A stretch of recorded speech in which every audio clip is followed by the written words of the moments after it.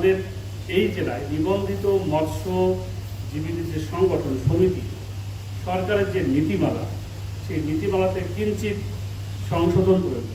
এক এক জেলায় এক এক রকমের স্ট্যাটাস রয়েছে। আমাদের এই জেলায় আমরা যেটা দেখেছি যে আমাদের নীতিমালা অনুযায়ী একটা মৎস্যজীবী সমবায় সমিতিকে আমরা 2টা পর্যন্ত পুকুর ইজারা দিতে পারি, কিন্তু এখানে পুকুরের সংখ্যা এতটাই বেশি, সেই তুলনায় মৎস্যজীবী সমিতির সংখ্যা কতটাই কম। সাংবাদিক ভাই বোনেরা, মৎস্যচাষী, মৎস্যজীবী এবং মৎস্যোদ্যোক্তা সহ এই অনুষ্ঠান উৎসবের মধ্যে সবাইকে প্রাসঙ্গিক মৎস্য আহরণ এবং উৎপাদনে বাংলাদেশের যে ব্যাপক সাফল্য, সেটি আন্তর্জাতিক অঙ্গনে বাংলাদেশকে একটা অনন্য উচ্চতায় পৌঁছে দিয়েছে।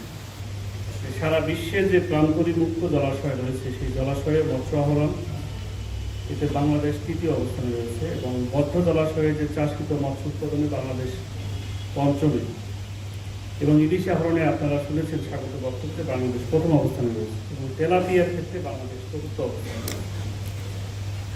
বাংলাদেশে মোট যে পরিমাণ মাছ উৎপাদিত হয় তার মধ্যে চাষ জাতীয় মাছ প্রায় 23 থেকে 22%, এবং এর মধ্যে রুই মাছই আছে কিন্তু 11%, যেটা আমরা সবসময় খাই। আমাদের বর্তমানে জনসংখ্যা বৃদ্ধি এবং নদ নদী খাল বিল দূষণ হচ্ছে, এর ফলে বিশ্বের বেশিরভাগ দেশে যে স্বাদু পানির মাছের উৎপাদন কমে গেছে, কিন্তু এর মধ্যেই উজ্জ্বল যেটা ব্যতিক্রম, 4টা দেশ হচ্ছে ব্যতিক্রম।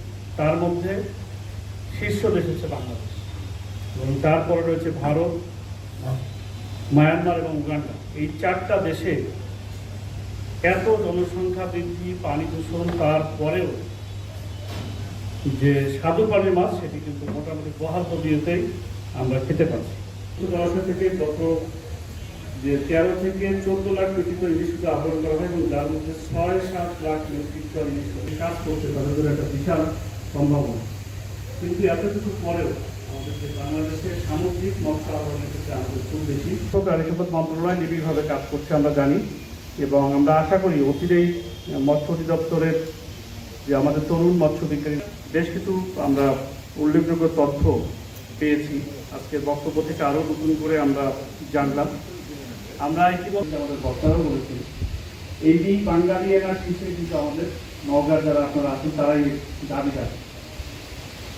বর্তমানে আমাদের যে নদীগুলোর নাম আমাদের জন্মের সাথে জড়িত, আমাদের বাংলাদেশের ইতিহাসের সাথে জড়িত এবং আমাদের শৈশবের সঙ্গে অনেকে জড়িত। কারণ এই তো নদীমাতৃক বাংলাদেশের এই নদ নদীর যে আশীর্বাদ পুষ্ট আমাদের নওগাঁ জেলা, এবং এই জেলাতে যে আমাদের প্রায় 8,000, সেখানে আমরা এর বেশ কিছু উল্লেখযোগ্য পরিবর্তন সাধন করতে পেরেছি।